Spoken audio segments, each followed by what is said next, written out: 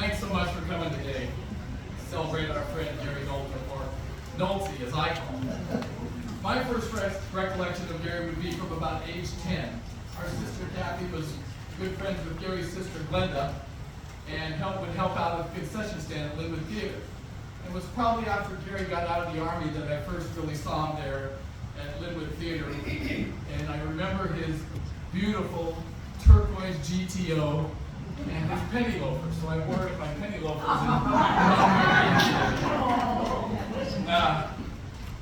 but it was when I was about a senior in high school when I got into the volunteer fire department as a junior firefighter that our friendship quickly blossomed. Gary was in charge of issuing the fire department bunker gear, so I always would try to be nice and suck up to him so that I wouldn't get all the old stuff. But it didn't take long to figure out, knowing guys like Gary Nolta, Arnie Jackson, the Beach Brothers, and our retired fire chief Gary Clow, that they were a very integral part of the success of the fire department. And I've always had a deep respect for all that they did for this community. Next part was, I'm pretty sure it was Gary's idea, that in 1976, Gary, Brother David, Clow, and I think Brother Mark was on the initial part, bought Seahawk tickets. We had those for 22 years, as long as they were in the Kingdom. We would always catch that 11:30 boat to get there to go to Pioneer Square and have a cinnamon roll. Most of us would be on the boat about 10 after 11 or 11:15, but about 11:29 and a half, 11:40, where would come Gary stroll on with like 30 seconds to go, and then when he walked on, basically, the gangplank went up. He would always rail on him and say, "What are you doing, Nolta?" And he goes, "Are you going to get to Seattle any quicker than I am?" Those were great times going to the Seahawk games. A couple times we did a doubleheader. We'd go to the Seahawk game in the daytime and the Sonic game at night. Wow. And I know we all had our adventures with Gary. It was 1989 that him and I went on our first trip, the first of us to go to Arizona. And our mother used to always love taking us to the airport. And we went to pick Gary up at 5:30 in the morning, and Gary comes shuffling up to the door, and he says, "I'm sick, but I'm going." So luckily for Gary, the plane was about half full, and he got 3 seats to himself. And so we got there. We had a layover in Salt Lake City, and I could never figure out why we had a layover, a second stop, when it was 2.5 hours. Why didn't we go nonstop? Well, later on, I figured out it's because he wanted to get the air miles. What have we done? There's way more we could add about that. La Quinta Hotel? I'll tell that story. We were all checking in for the room, and Gary said, "Well, I'll take care of it." And then we found out it's because he wanted to get the points for the... Anyway, but when we got to Phoenix that time, I got Gary to his hotel, and he says, "I hope you're going to be okay, because I'm going to go play golf."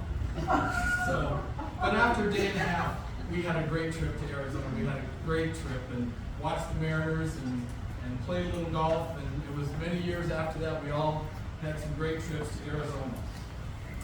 Then the years of slow pitch. Those were some of the funnest times of our life. Most of us would take a couple extra days. Our Yakima trip was always a lot of fun. Now, I don't know how many years we played slow pitch, but Gary and Charlie were our pitchers. And we were so lucky to have those good pitchers because Charlie could throw a knuckleball, and Gary could throw that ball high and just drop it right down over the plate. And I guess one of my vivid memories of Gary is always sitting by the pool in the morning, reading the paper. Lastly, there was the fantasy football. We started fantasy football in 1982 in the basement of Bob McElwain's house in Meadowmere. Gary and myself and Brother David and I think we were the only charter members after that. It was always fun at the draft because we'd always have to tell Clow and Nolta to hurry up, make your pick, and then or not pick somebody that was already picked 2 rounds ago. David would do the stats early on in the paper until the internet came along. And then I would do the draft, set up the draft, and Gary was the treasurer. He always took care of the money, which he always did a great job. But the biggest fun of fantasy football was Monday mornings at the store, having coffee and hashing over who did what, who made the stupid moves, and who beat who. And all those all-stars was Gary's team. He was all those all-stars. He kept everything organized there. We just put our fantasy bet to rest after 40 years.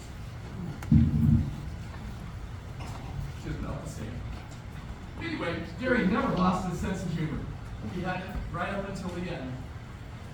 And he used to tell me, he told me a week or so before he passed, he says, I know I always used to tease you about speaking, because at certain things, probably because I know everybody, but he said, he'd always used to tease me. He said, but it's okay, you can speak at my service. He